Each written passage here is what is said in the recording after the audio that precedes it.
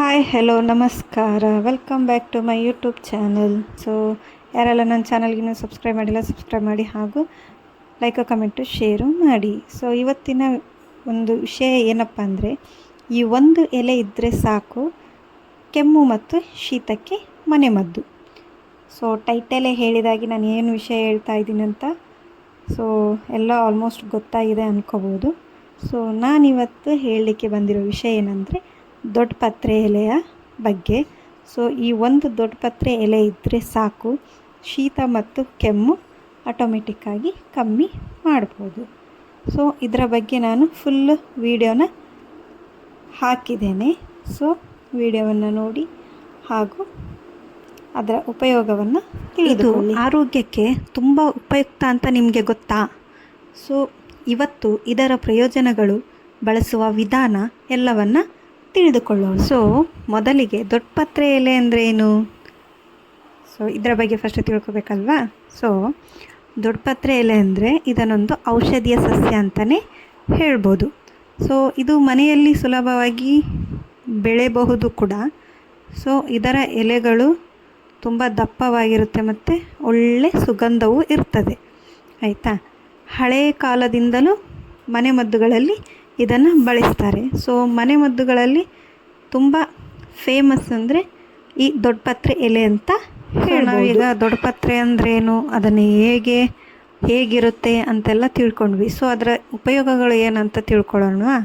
So ಮೊದಲಿಗೆ ಇದನ್ನು ಶೀತ ಮತ್ತು ಕೆಮ್ಮು ಬಂದರೆ ಯೂಸ್ ಮಾಡ್ತಾರೆ. ಹೇಗೆ ಯೂಸ್ ಮಾಡೋದಂದರೆ, ಮೊದಲು ದೊಡ್ಡಪತ್ರೆ ಎಲೆ ರಸ ತೆಗೆದು ಅದಕ್ಕೆ ಸ್ವಲ್ಪ ಜೇನುತುಪ್ಪ ಸೇರಿಸಿ ಕುಡಿದರೆ ಕೆಮ್ಮು ಕಮ್ಮಿ ಆಗ್ತದೆ. ಸೊ ಇದು ದೊಡ್ಡವರು ಸಹ ಕುಡಿಬೋದು, ಚಿಕ್ಕ ಮಕ್ಕಳಿಗೆ ಸಹ ಕೊಡ್ಬೋದು. ಸೊ ಆಫ್ಟರ್ 3 months ಮಕ್ಕಳಿಗೆ ಕೊಡ್ಬೋದು. ಇದು ತುಂಬ ಒಳ್ಳೆಯದು.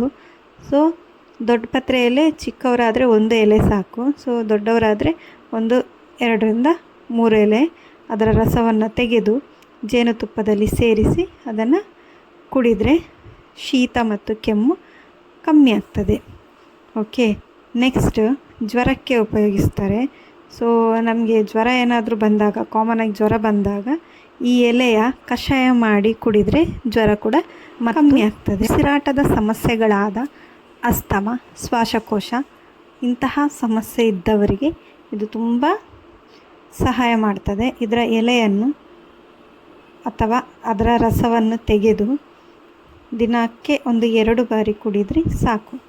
ಸೊ ಇದು ಉಸಿರಾಟದ ಸಮಸ್ಯೆ ಇದ್ದವರಿಗೆ ತುಂಬ ಉಪಯುಕ್ತವಾಗುವಂತಹ ಎಲೆಯಾಗಿದೆ. ಸೊ ಈ ದೊಡ್ಡಪತ್ರೆ ಮನೆಯಲ್ಲಿ ಇದ್ದರೆ ಸಾಕು. ಮತ್ತು ಇನ್ನೊಂದು ಜೀರ್ಣಕ್ರಿಯೆಗೆ ಕೂಡ ಇದು ಉಪಯುಕ್ತವಾಗಿದೆ. ಸೊ ಜೀರ್ಣಕ್ರಿಯೆಗೆ ಕೂಡ ಇದು ಸಹಕಾರಿ ಆಗ್ತದೆ. ಆದಮೇಲೆ ಚಿಕ್ಕ ಮಕ್ಕಳಿಗೆ ಸ್ವಲ್ಪ ಪ್ರಮಾಣದಲ್ಲಿ ಕೊಟ್ಟರೆ ಶೀತ ಕೂಡ ಕಡಿಮೆ ಆಗ್ತದೆ. ಸೊ ಹಾಗಾಗಿ ಇದರದ್ದು ರಸವನ್ನು ತೆಗೆದು ಕುಡಿಯೋದ್ರಿಂದ ಮಕ್ಕಳಿಗೆ ಶೀತ ಆಗ್ಬೋದು, ಕೆಮ್ಮು ಕಮ್ಮಿ ಆಗ್ತದೆ. ಒಂದೇ ಸರಿ ಕಮ್ಮಿ ಆಗ್ತದೆ ಅಂತೇನಿಲ್ಲ, ಒಂದು ದಿನಕ್ಕೆ 1-2 ಸರಿ ಕೊಟ್ಟರೆ ಸಾಕು. ಸೊ ಮಕ್ಕಳಿಗೆ ಶೀತ ಕೆಮ್ಮು ಕಡಿಮೆ ಆಗುತ್ತದೆ. ಸೊ ಮೇಯ್ನಾಗಿ ಇದರದ್ದು ಎಲೆಯನ್ನು ತೆಗೆದು ಅದನ್ನು ರಸ ಮಾಡಿ ಕುಡಿಬಹುದು ಮತ್ತು ಕಷಾಯ ಮಾಡಿ ಕೂಡ ಸೇವಿಸ್ಬೋದು. ಮತ್ತು ಪಕೋಡ, ಚಟ್ನಿ ಈ ಥರ ಮಾಡಿ ಕೂಡ ಸೇವನೆ ಸಿಂಪಲಾಗಿ ಹೇಳ್ಬೇಕು ಹೇಳಿದರೆ 2-3 ಎಲೆ ತೆಗೆದು ಚೆನ್ನಾಗಿ ತೊಳೆದು ರಸ ಮಾಡಿ ಜೇನುತುಪ್ಪ ಸೇರಿಸಿ ಕುಡಿದರೆ ಶೀತ, ಕೆಮ್ಮು, ಜ್ವರ ಏನಿದೆ ಇದು ಕಮ್ಮಿ ಆಗುವಂಥದ್ದು. ಸೊ ಇದನ್ನು ಮನೆಯಲ್ಲಿ ಹೇಗೆ ಬೆಳೆಯೋದು ಅಂತ ನೋಡೋಣವಾ. ಸೊ ನಮ್ಮ ಮನೆಯಲ್ಲಿ ಒಂದು ಚಟ್ಟಿ ಇದ್ದರೆ ಸಾಕು, ಇಲ್ಲಾಂದರೆ ಒಂದು ಪ್ಲಾಸ್ಟಿಕ್ ತೊಟ್ಟೆ ಇದ್ರೂ ಸಾಕು. ಸೊ ಅದರಲ್ಲಿ ಸುಲಭವಾಗಿ ಬೆಳಿಬೋದು.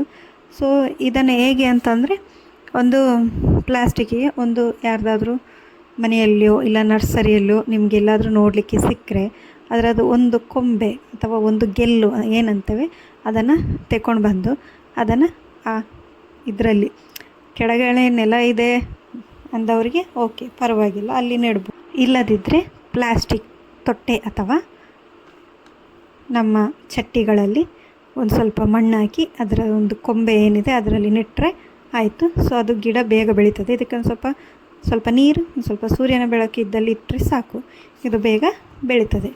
ಸೊ ಇಷ್ಟು ದೊಡ್ಡಪತ್ರೆ ಎಲೆಯ ಉಪಯೋಗವಾಗಿದೆ ಮತ್ತು ಇದು ಎಷ್ಟು ಉಪಯುಕ್ತ ಅಂತಂದರೆ ಅಷ್ಟು ಒಳ್ಳೆಯದು. ಸೊ ನೋಡಿದ್ರಲ್ವ, ಇದರ ಮಾಹಿತಿ ನಿಮಗೆ ಇಷ್ಟ ಆದರೆ ನನ್ನ ಚಾನಲ್ಗೆ ಸಬ್ಸ್ಕ್ರೈಬ್ ಮಾಡಿ ಹಾಗೂ ಲೈಕು ಕಮೆಂಟು ಶೇರು ಮಾಡಿ. Please support me.